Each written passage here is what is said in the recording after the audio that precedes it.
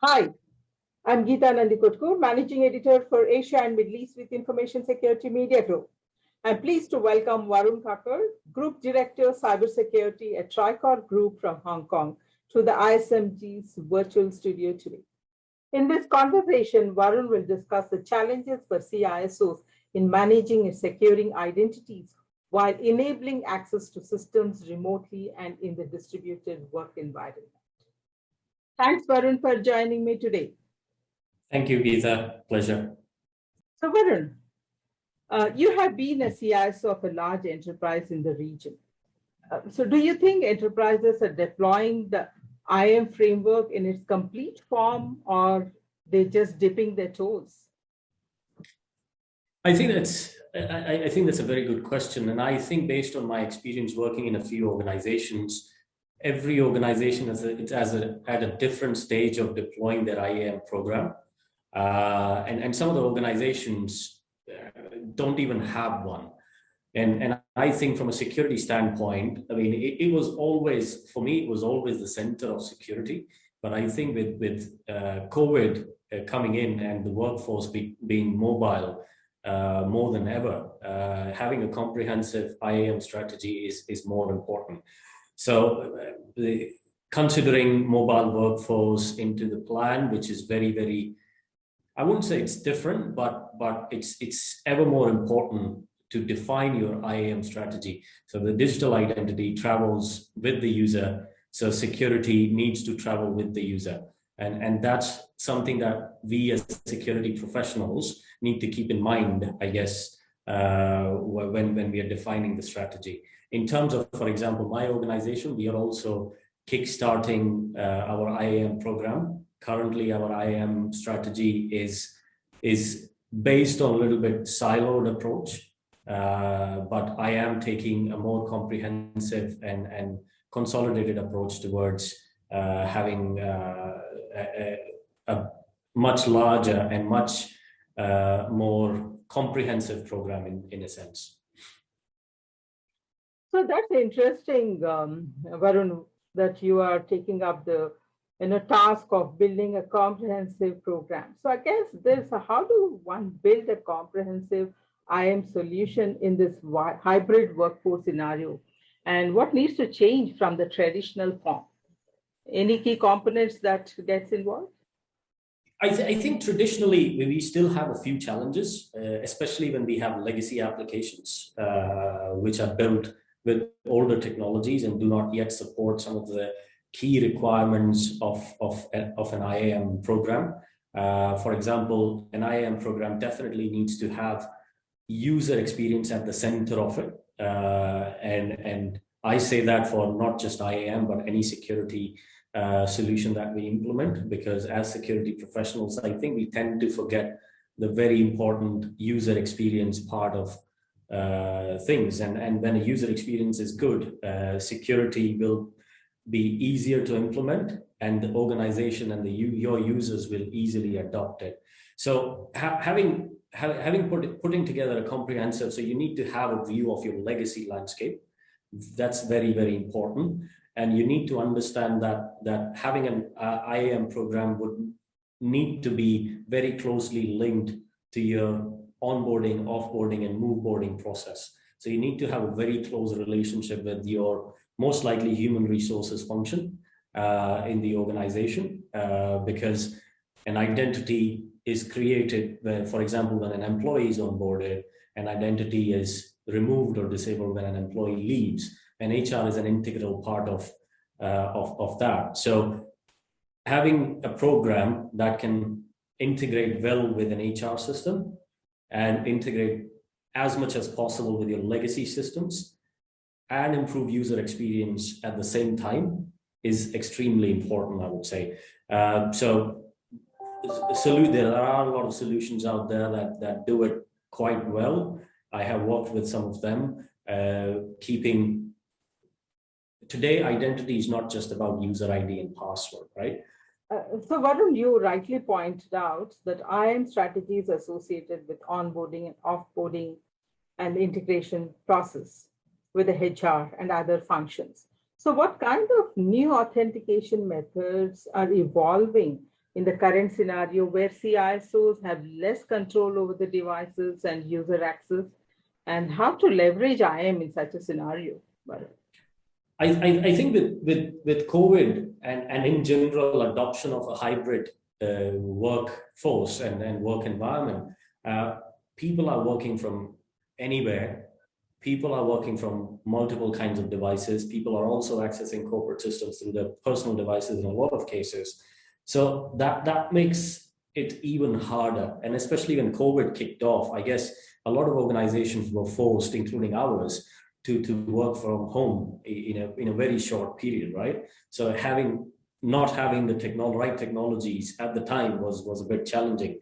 So having that in mind, that's one of the key challenges. And I think that's where identity and access management program is crucial, because you could define an IAM strategy which can travel with the user. For example, if a user is working from home on any device which is not corporate managed, you enable multi-factor authentication.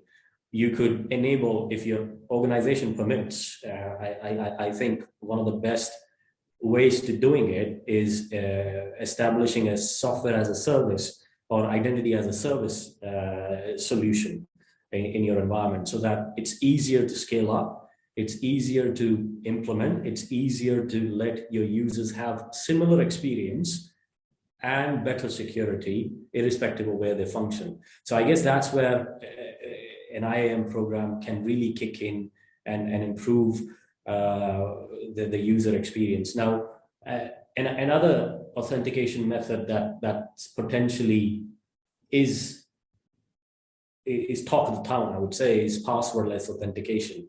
Right, so that's something that unfortunately I haven't been able to implement as of now in my career, but I really want to do that because it has a lot of potential, in a sense, again, being one of the most secure ones, because we all know that passwords are not secure. No matter how many times you rotate them, no matter how complex you make them, passwords eventually will get breached. And even MFA is definitely going to solve huge amount of your problems, but I think passwordless authentication is definitely the way to go, and it can definitely improve the overall landscape of your identity security very, very well. So Varun, you were spot on. So this passwordless security authentication is the talk of the town today. So can you shed more light on how this can be applied across enterprises? Any thoughts? I think it's even a tough one for me to answer, to be honest, because it's something that I've been reading about quite a lot. Unfortunately, I haven't, as I said, I haven't been able to implement it myself. Haven't gotten the opportunity. So I think one of the challenges that comes in with implementing this is definitely around your legacy application landscape, which potentially could not support the newer authentication methods. So unfortunately, I don't think I have this answer that I can give it, which would be very, very useful for the audience. So we agreed that the fully remote or hybrid workforce is demanding the right access policies and entitlements, right? So what should a CISO do to enable this, Varun? How does he need to redefine access control policies? I think one of the key parts, again, is because your users are anywhere today, I don't think it's the right approach in terms of experience, because to have MFA all the time, to have multi-factor authentication plus other forms of authentication all the time on top of passwords and usernames, right? Mm-hmm. So I think working together really well with other business functions to understand their application landscape, understand the criticality of the applications within your environment, and that's how you define most of the cases conditional or risk-based authentication mechanism. So I guess that is very, very important in terms of defining that and working together with different business units and different IT teams to implement authentication methods and take away a lot of work from developers as well, and have them concentrate more on the development part of things. Okay. So you also pointed out the importance of PAM strategy. So some say improving identity governance and integrating with PAM strategy to prevent headaches is vital.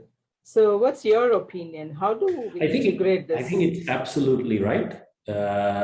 Because as I said in my opening statement, I think identity and access management needs to be comprehensive. And one of the crucial part is privileged identity in your environment. And it's crucial, and it's also very, very dangerous if you lose or have compromise around privileged, because any attacker's eventual motive is to gain access to the privileged accounts in the environment so that they can further propagate and do what they intend to do, whether it's exploiting data, whether it's ransomware, whether it's any other sort of attack, right? So protecting privileged accounts is very, very important, and keeping that within the framework of your identity and access management is extremely crucial in a sense that it's an identity which has a lot more access than a standard user.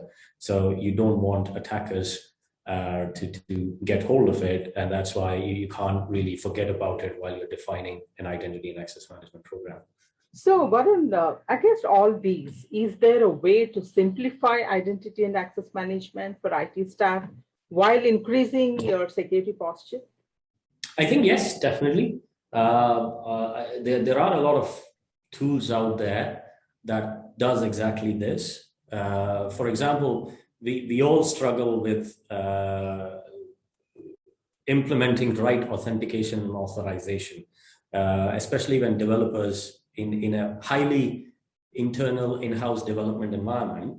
This is one of the biggest challenges, right? So for example, each development team is developing one application, and then they're having the responsibility of developing the right authentication and authorization methods, including MFA in a lot of cases when the application is sensitive.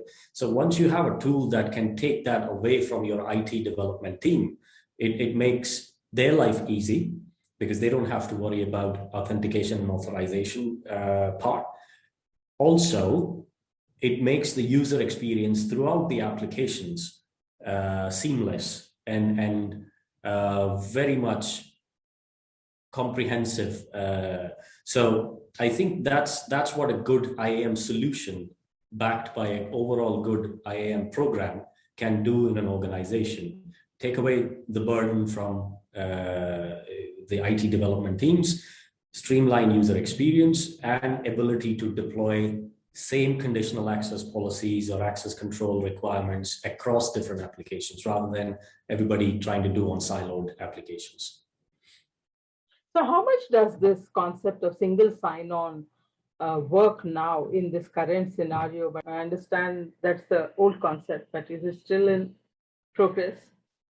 Oh, yes. So when we talk about IAM, it has two of the very important components. One is single sign-on, and the other one is MFA, multifactor authentication. So a single sign-on is nothing but giving your users seamless experience to log into multiple applications when they are part of a particular domain environment, right? So that is nothing but improving security as well as the user experience together. So SSO is an integral part of the overall IAM program itself.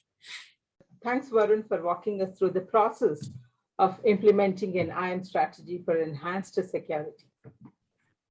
Thank you, Geeta. It was my pleasure. Thanks for inviting me. This is Geeta Nandikotpur for ISMG. Thanks for watching.